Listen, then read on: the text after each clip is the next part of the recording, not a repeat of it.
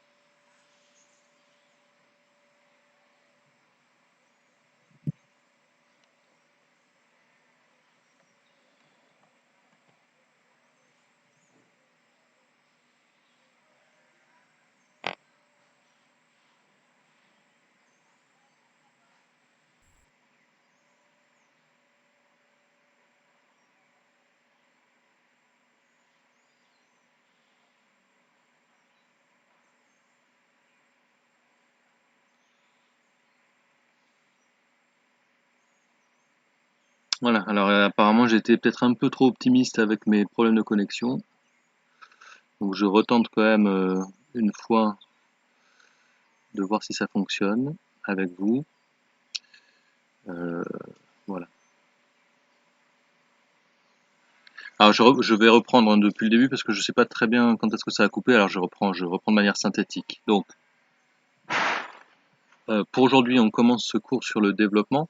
La difficulté principale de ce cours, encore une fois, je disais, des économistes, des sociologues, des politiques, c'est de définir le développement et de définir des seuils finalement de développement. Quand est-ce qu'on a un pays sous-développé, en développement, développé? Avec quels critères est-ce qu'on va définir ça? C'est finalement le point qu'on va discuter plutôt aujourd'hui dans le début du cours. Alors, en introduction, je rappelais que c'est une notion qui finalement est assez récente finalement dans le débat public, hein, la notion de développement. Alors, elle existait déjà dans certains penseurs dès le 19e siècle, plutôt en fait sous la formule de ce qu'on appelait le progrès. Mais le terme de développement lui-même hein, s'impose vraiment plutôt après la Deuxième Guerre mondiale, à la fois dans des discours politiques, donc je vous ai mis la référence à Truman, qui est vraiment la première fois où le développement apparaît dans la sphère publique vraiment internationale, et c'est vrai aussi dans les sciences humaines et sociales, avec l'article de Alfred Sauvy, hein, rappelez-vous, le démographe qu'on avait déjà croisé dans le chapitre sur la démographie. Bon, alors le développement, qu'est-ce que c'est? Il y a une première définition qui a été proposée dans les années 60 par un économiste français, donc je l'ai mis en introduction également. C'est donc une combinaison de changements mentaux et sociaux d'une population qui la rendent apte à faire croître cumulativement et durablement son produit réel global. C'est vraiment une définition alors qui date des années 60 qui est quand même très intéressante puisque on voit que le développement c'est pas tellement, mais ça vous le savez depuis le secondaire, hein, le développement c'est pas tellement un processus qui est quantitatif, pardon, je fais le lapsus, c'est pas un processus qui est tellement quantitatif, mais plutôt qualitatif. C'est des changements mentaux et sociaux, le développement. D'accord? Donc c'est pas la croissance d'un indicateur, non, c'est les changements mentaux et sociaux. Que veut dire François Pérou par là? Il veut dire que le développement, c'est le fait que euh, à la fois dans la volonté, donc c'est ça les changements mentaux, hein, dans la volonté d'atteindre un objectif, et aussi dans la société, c'est-à-dire dans certains paramètres de nos sociétés comme une meilleure éducation, une meilleure santé, davantage de liberté dans les choix. Euh, donc avec ces changements dans les mentalités et ces changements dans les traits sociaux, alors on a une capacité plus grande, de plus en plus grande, à faire croître le produit réel et global de manière, bah oui, cumulative, donc là il y a quand même une dimension quantitative, et durable. Donc François Pérou déjà il dit dès les années 60, hein, si finalement nos sociétés font des changements mentaux et sociaux, mais que elles sont capables de produire de la croissance pour 20 ans, 30 ans, 50 ans ou seulement même 100 ans, c'est pas exactement du développement. L'idée de développement chez Pérou a déjà l'idée qu'il faut qu'il puisse durer dans le temps, que les sociétés soient capables de le faire durer dans le temps. C'est ça le développement. Alors, c'est malgré tout une définition qui est un petit peu complexe, et c'est pour ça que dans le grand 1, ce que j'ai mis, c'est que progressivement, les définitions vont être un peu, et même dès l'introduction, les définitions vont être un peu précisées en termes de critères. C'est-à-dire qu'est-ce qu'on observe comme changement dans les mentalités, qu'est-ce qu'on observe comme changement dans la société, qui peuvent permettre de parler de développement. Voilà.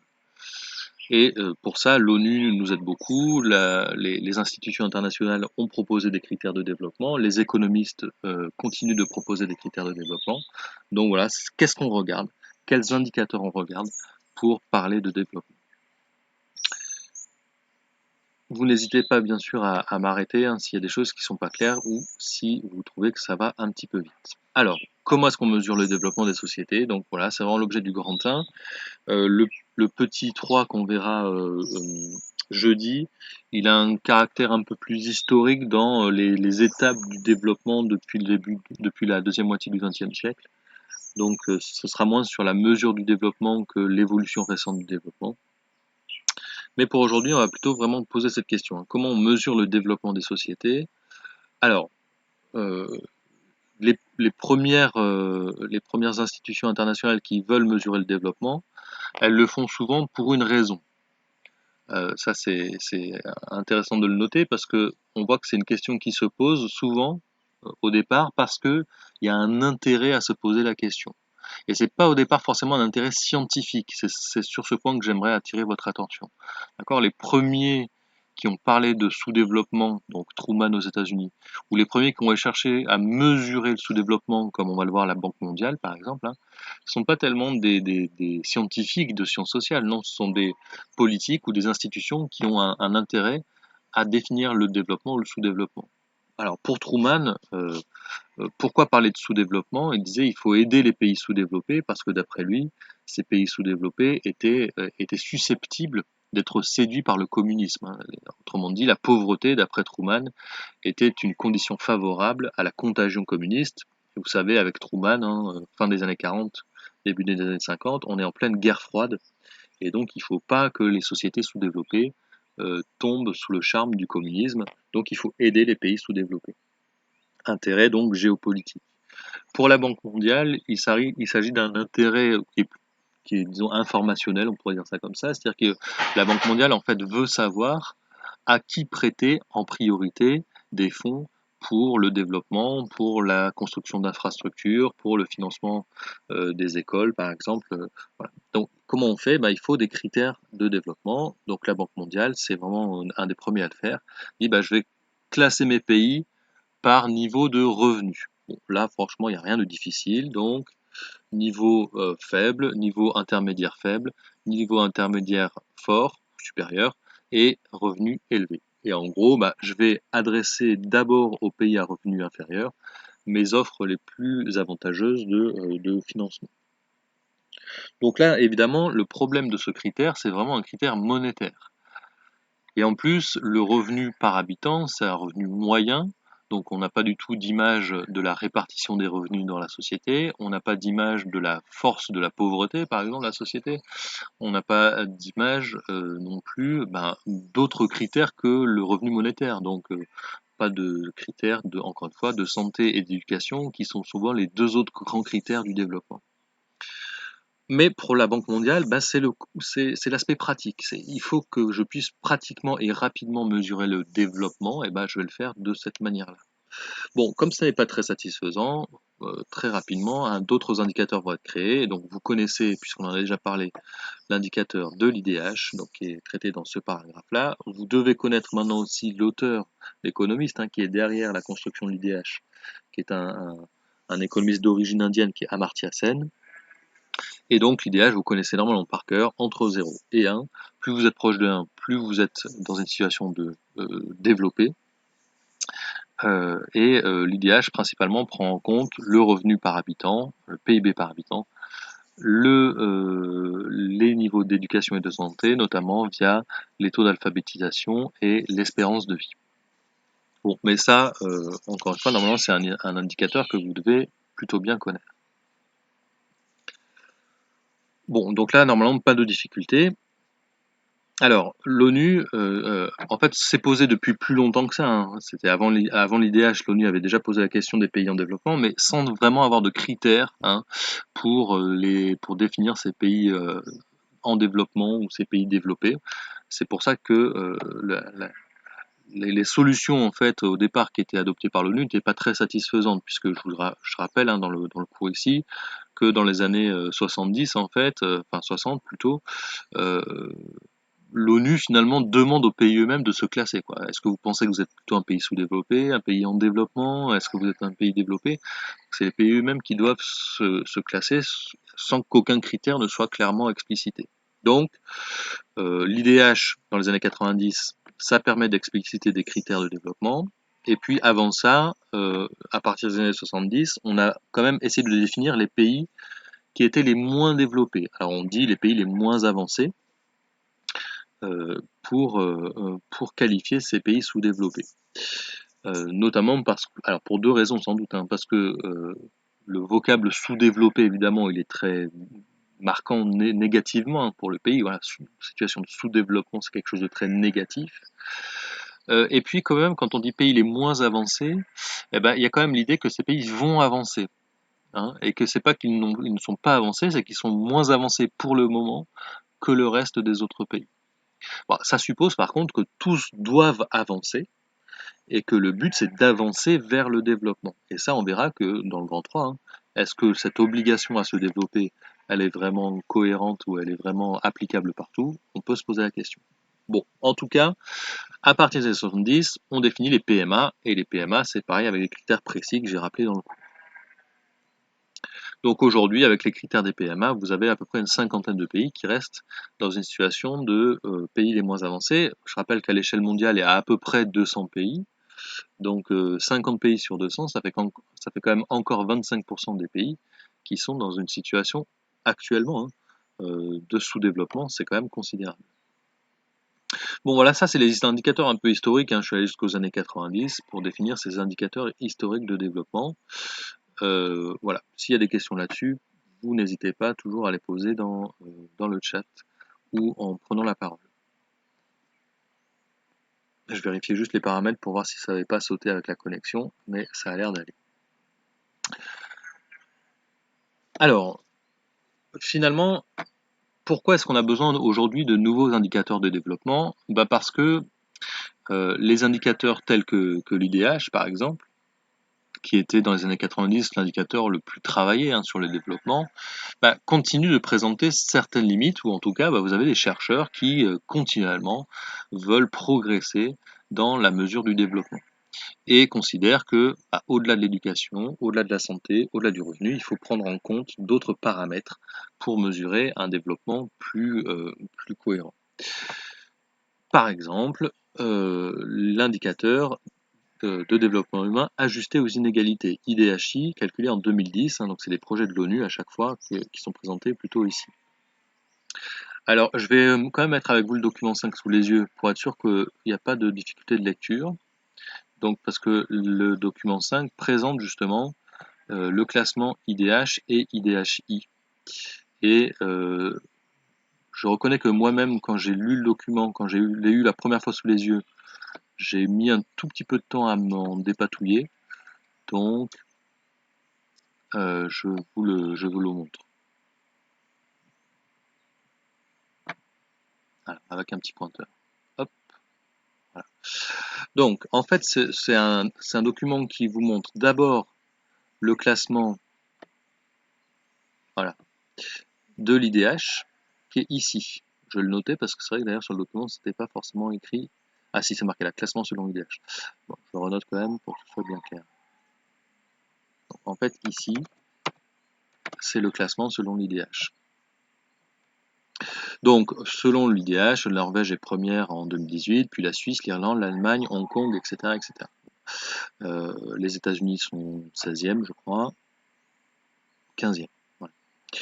Et la France est autour de la 25e place de mémoire. Il faudrait aller revoir le classement exact.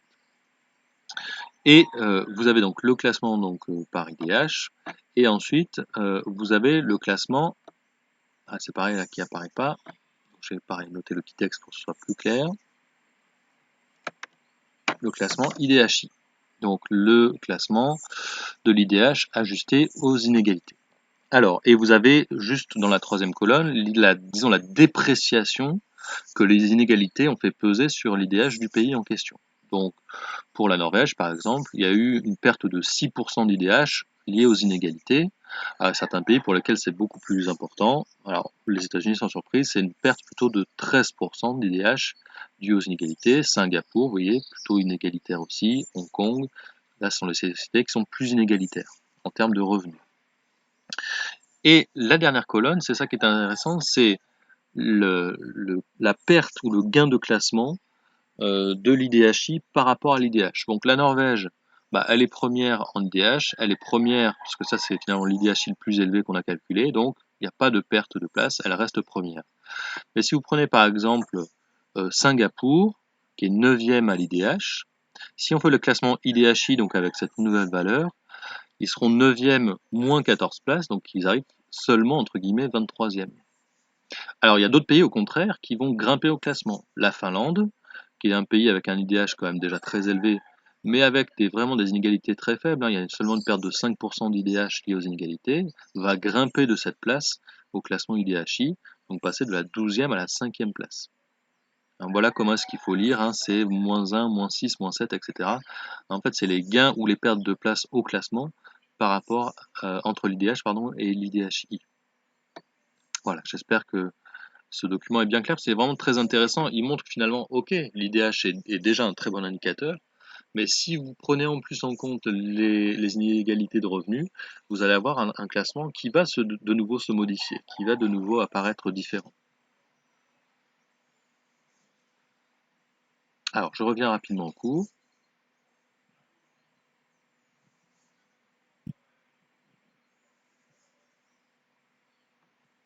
On en était un peu plus loin. Voilà.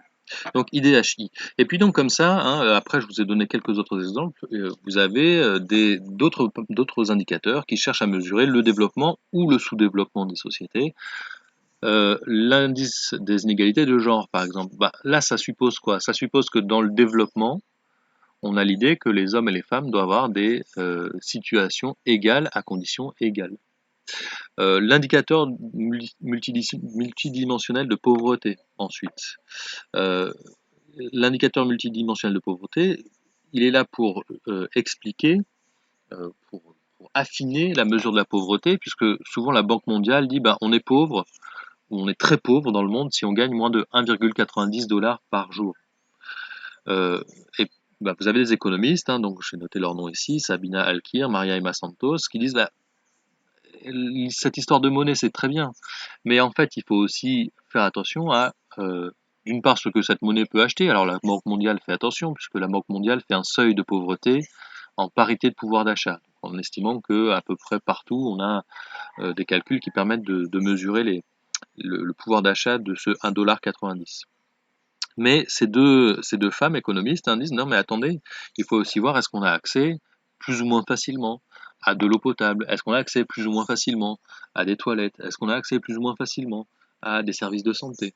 Et ça, si on croise tous ces indicateurs, on a cet indice de pauvreté multidimensionnelle qui donne une meilleure image de la pauvreté. Donc tout ça pour dire quoi dans ce petit 2 que depuis les années 90 et en fait progressivement jusqu'à aujourd'hui, vous avez beaucoup de travaux pour essayer de trouver de nouveaux indicateurs de développement et des nouveaux indicateurs de bien-être des populations.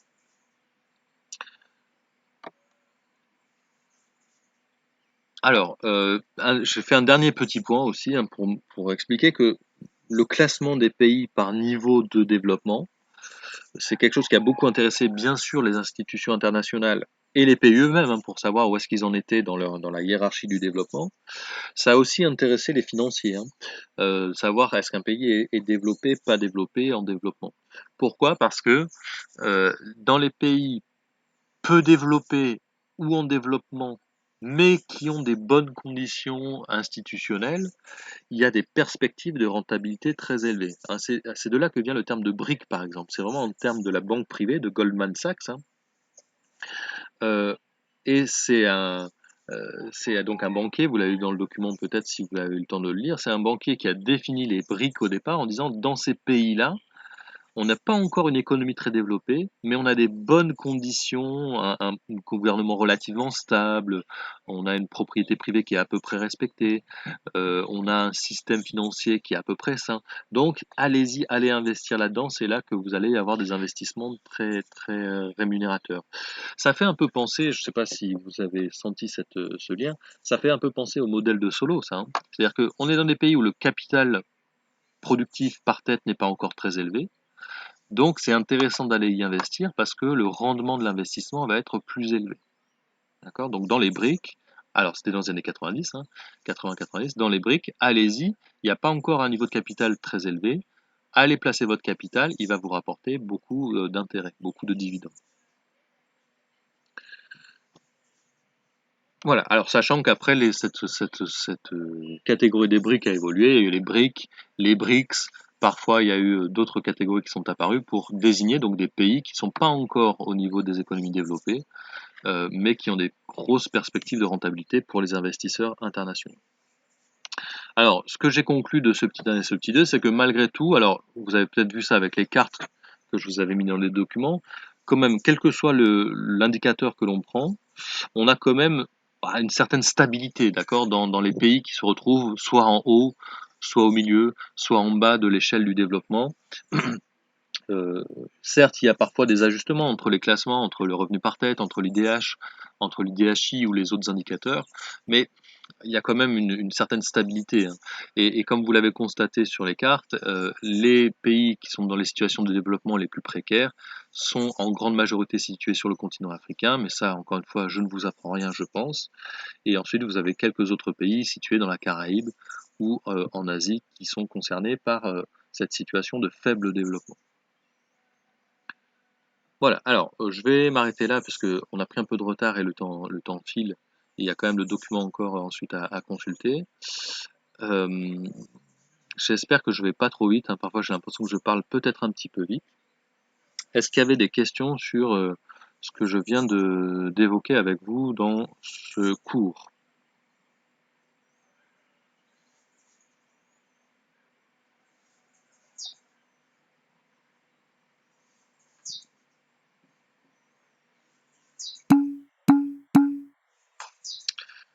D'accord, merci de répondre même par le chat. Alors encore une fois, je suis vraiment pas surpris puisque de toute manière, on est sur on est sur un sujet normalement que vous avez déjà bien déblayé. Alors en SES, puis et même d'ailleurs, moi je me rappelle même en géographie, on évoque ces questions quand on est en terminale, donc ça ne m'étonne pas qu'il y ait des choses qui soient normalement connues de votre part. Alors, On regarde ensemble un document, c'est un petit texte qui a été écrit par une députée elle était députée sous la mandature précédente. Elle s'appelle Eva Sass et donc c'est une députée du parti Europe Écologie Les Verts. Et c'est une députée qui avait fortement participé à une proposition de loi qui portait sur des nouveaux indicateurs de développement. Donc ça nous intéresse particulièrement aujourd'hui. Et donc je vous montre le texte, je vous laisse quelques minutes pour le lire et voir qu'est-ce qu'elle estime important pour les nouveaux indicateurs de développement qu'il s'agit de définir. Qu'est-ce qui est essentiel finalement? Qu'est-ce qu'il faudrait arriver à mesurer dans les nouveaux indicateurs de développement?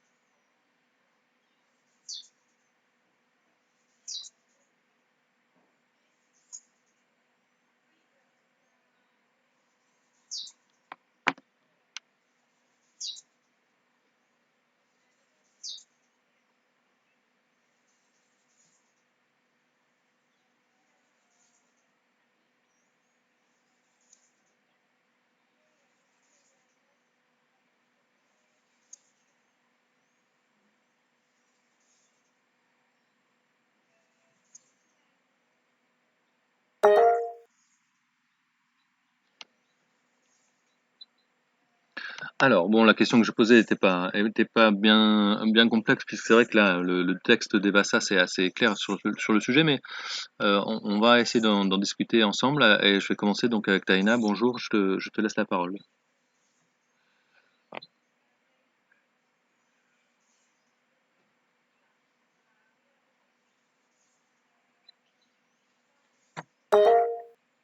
Alors Taïna, je sais pas si c'est comme la dernière fois, tu sais, où tu avais eu du mal à faire fonctionner le micro. Là, pour l'instant, je n'ai pas entendu ce que tu avais à dire. Donc peut-être essaye de ce que tu avais fait la dernière fois. Je crois que tu avais déconnecté ta session, reconnecté autrement. Je te laisse essayer ça parce que pour l'instant, j'ai pas pu t'entendre. Et donc ouais, je vais laisser pour l'instant la parole à Anaïs. Essaye de voir si tu arrives à faire fonctionner ça. Anaïs, bonjour, je te laisse la parole. On s'aperçoit dans le document qu'elle veut qu'on aille au-delà du PIB, on définisse la richesse ou le développement au-delà du PIB parce qu'on se rend compte que depuis le début des années 2000, le PIB a tendance à stagner. En tout cas, structurellement, il ne connaît pas une augmentation aussi forte que dans les années 50. Elle continue et elle dit qu'en fait, la croissance du PIB, il ne faut pas que la croissance du PIB soit le but. Il faut qu'on, qu'on trouve de nouveaux indicateurs qui vont passer au-dessus du PIB et qui vont pouvoir mesurer tout ce qu'on a pu accomplir grâce à l'amélioration de la croissance de la production.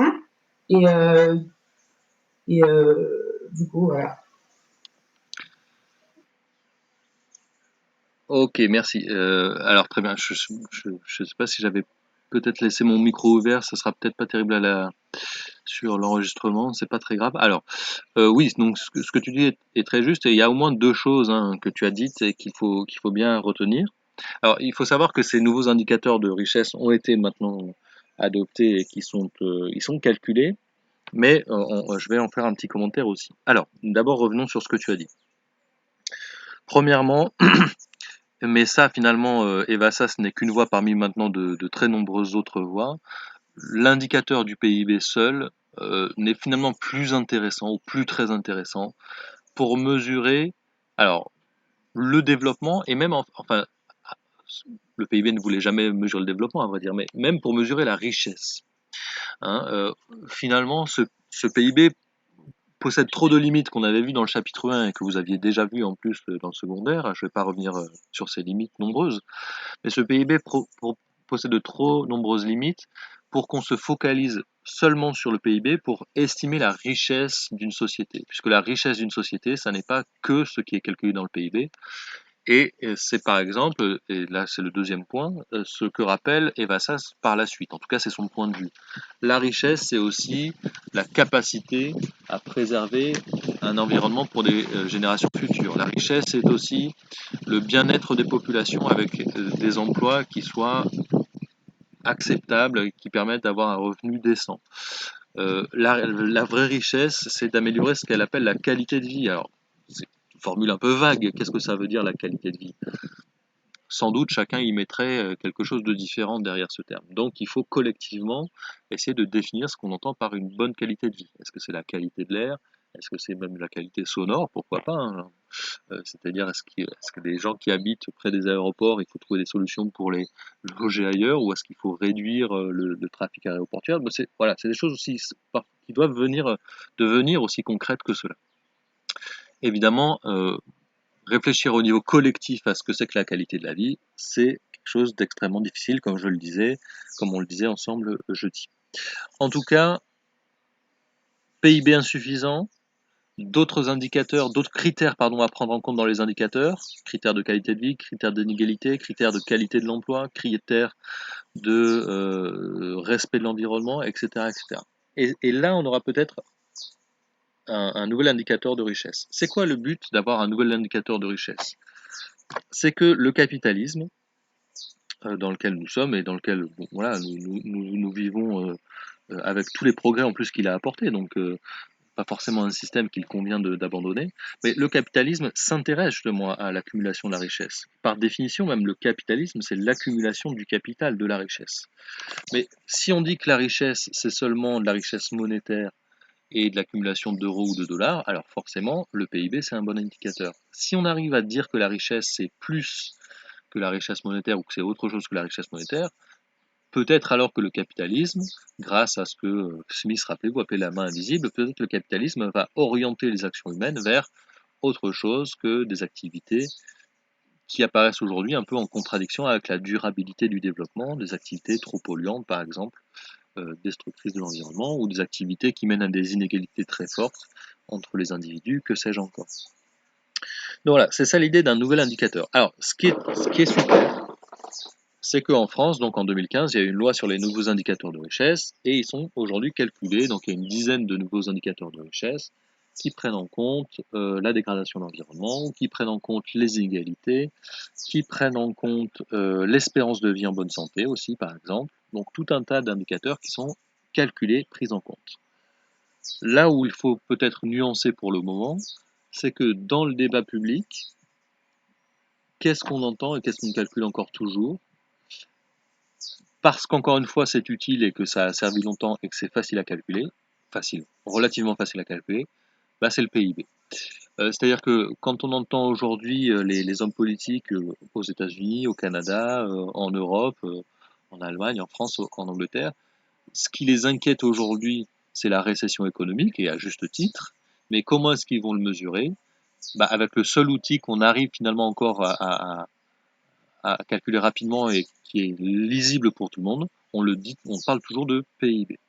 Là, on perd 20% de PIB. En France aujourd'hui, pour les estimations les plus récentes, hein, pour 2020, on va perdre 20% de PIB. Donc forcément, c'est une très mauvaise nouvelle, mais on reste du coup focalisé sur ce PIB, et donc vous avez de plus en plus d'économistes et de politiques qui disent qu'il faudrait passer à autre chose, mais c'est une transition qui est quand même longue et difficile, hein, dans les c'est intéressant parce que c'est une transition pardon, qui est longue et difficile, je vais y venir, hein, je vais arriver à formuler ma phrase, dans les mentalités finalement. Et donc on revient à la définition de François Pérou, bah, il faut un changement de mentalité, changement mental et social, qui amène d'une perception de la richesse à une autre perception de la richesse. En tout cas, c'est sans doute au prix de ce changement mental que une nouvelle richesse va être pensée et qu'un nouveau développement pourra être possible.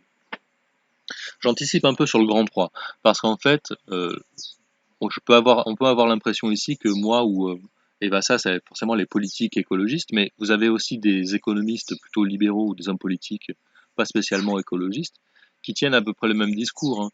Pourquoi? Parce qu'on verra dans le grand 3, mais vous le savez déjà, que les modes de développement contemporains, euh, s'ils sont continués dans les mêmes proportions, et si en plus ils sont adoptés par l'ensemble de la population mondiale, ne sont pas soutenables. C'est quelque chose qui est maintenant assez clair pour tout le monde. Si on garde un même modèle de développement tel qu'il existe aujourd'hui dans les sociétés occidentales et que tous les peuples du monde veulent l'adopter, ça ne fonctionnera pas, ça ne peut pas fonctionner. Voilà, j'ai parlé peut-être un peu longuement par rapport à ta remarque, Anaïs. Alors, je ne sais pas si Taïna, tu as tenté de faire à nouveau fonctionner ton micro et si tu voulais de nouveau intervenir, ou si d'autres veulent intervenir, je vous laisse de nouveau la parole sur ce texte. Est-ce qu'il y a des remarques ou des questions qui se posent?